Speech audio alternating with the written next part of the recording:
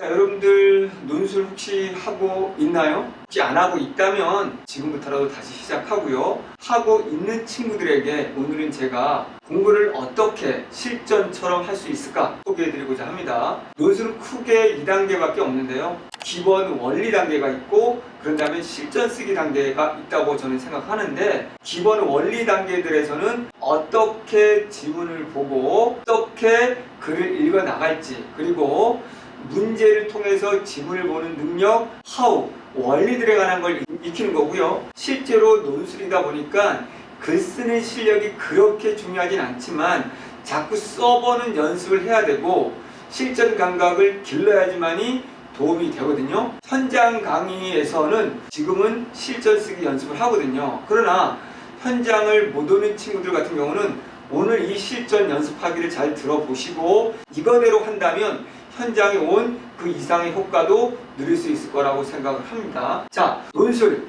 이렇게 연습하라 라고 되어 있는데요. 한번 봅시다. 첫 번째, 일주일에 5시간 이해 정도를 하기를 권하는데요.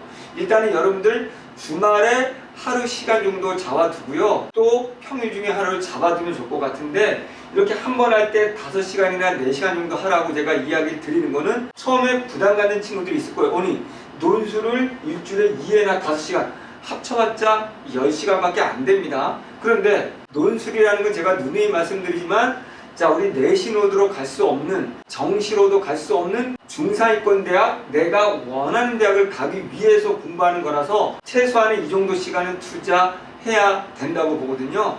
예를 들어서 하루, 주말에 날을 잡아서 점심 먹고 그 이후에 풀로 내가 5시간을 논술에 집중한다 라는 생각으로 하면 좋은데요. 왜 그럼 체인호는 5시간인가 라는 걸 한번 보도록 하겠습니다. 우리 현장 강의 친구들은 보통 3시간 반, 첨삭까지 하면 한 4시간 정도를 하고 있어요. 여러분들 같은 경우는 일단은 첫 번째 100분이라는 시간을 정해놓고 여러분들이 실제 쓰는 연습을 해야 됩니다. 기출문제를 다운받은 다음에 그 기출문제를 놓고 100분 동안 씁니다.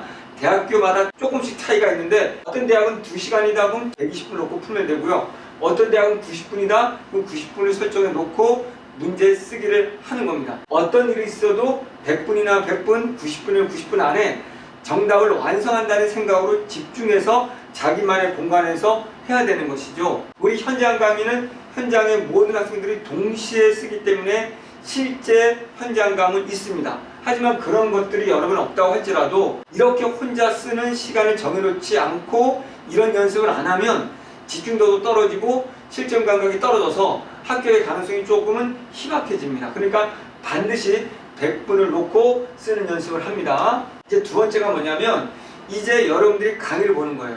현 강의에서도 실제 100분 쓰고 나면 제 강의를 바로 듣거든요.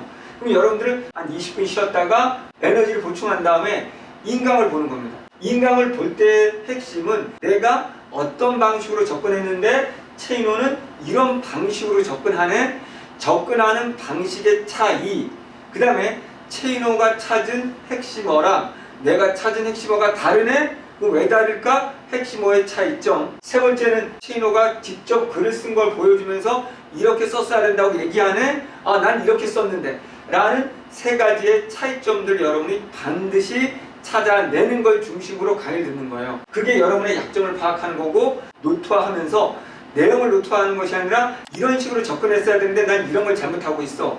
체인호는 이런 상황에서는 이렇게 접근하고 있어. 제 강의는 철저하게 저도 처음 보는 문제라는 전제하에, 시험장이라는 전제하에 차근차근 답을 찾아가는 과정, 전혀 모르지만 논리적으로 답을 찾아가는 과정을 똑같이 설명하거든요. 결론적으로는 이거야 라는 지식을 설명하거나 결론적인 답을 주지 않아요. 그러니까 그 과정을 초점으로 여러분의 약점을 찾아내는 거죠. 그럼 이제 이 강의를 약 우리가 1시간에 1시간 반 듣게 되는 거죠. 그럼 이제 한 3시간 정도가 흘러가는 겁니다. 그런 다음에 중요한 게 꼭 해야 되는 게, 틀렸네? 그러면 틀렸으면 틀린 내용에 대해서 이 전체적으로 그걸 염두에 두고 반영을 해서 다시 한번 써보는 거예요. 아, 쟤는 이렇게 쓰라고 했지, 이렇게 쓰라고 했지. 꼭 다시 쓰기를 해보는 겁니다. 그러면 다시 쓰기 할 때는 아까 우리 100분이 아니고 한 절반 정도를 투자해 보는 거죠. 그런 다음에 이제 마지막 단계에서는 근데 나는 첨삭을 받아보고 싶어 라고 한다면 온라인에 첨삭을 신청하면 여러분들이 쓴 것을 저희 조교들이 첨삭을 해서 교정을 해드립니다.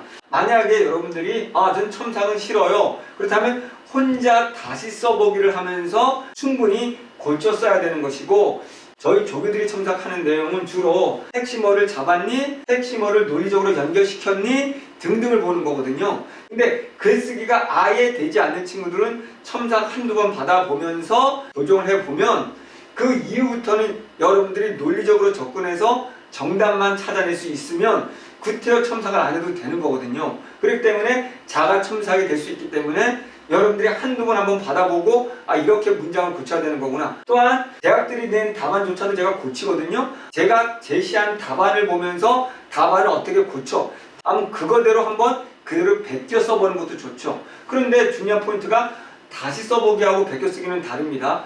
다시 써보기는 최종 설명 들은 걸 가지고 다시 답을 완벽하게 써보는 것이고요. 그런 다음에 그래도 내가 다시 봤을 때 좀 미흡해 라고 하면 답안과 비교해서 거기에 맞춰서 써보는 것이죠. 근데 답안을 베껴 쓰더라도 계속 머릿속에는 우리가 논리적으로 어떻게 접근해야 되고 체인호가 어떻게 구조를 잡았는지 그런 것들을 보는 거거든요. 이제 여러분들이 기본 원리 단계가 끝났다면 반드시 일주일에 이렇게 2번 정도를 해본다면 분명히 도움이 될 것 같습니다. 제 강의 중에는 지금 몇 년, 한 5년 정도 치는 모든 대학의 기출이 다 올라와 있거든요. 그러니까 체인호 강의가 일주일에 하나씩 올라온다면 그거 하나를 써보고 듣고 하고, 나머지 건 이미 작년에 올라와 있던 내가 가고 싶은 대학이 있다면 그거를 가지고 해보고 또 강의를 들어보는 거예요. 작년 강의든 전년 강의든 체인호는 똑같은 논리로 똑같이 풀어가고 있고 논술은 크게 달라지지 않았기 때문에 그렇게 훈련한다면 여러분이 인강 들으면서도 충분히 합격을 할 수 있을 거라고 보고요. 작년에 세 군데 대학을 동시에 붙은 친구도 인강을 들으면서 공부한 친구거든요. 거리상의 어떠한 힘듦이 있고 경제적인 문제도 있고 라고 하는 친구들은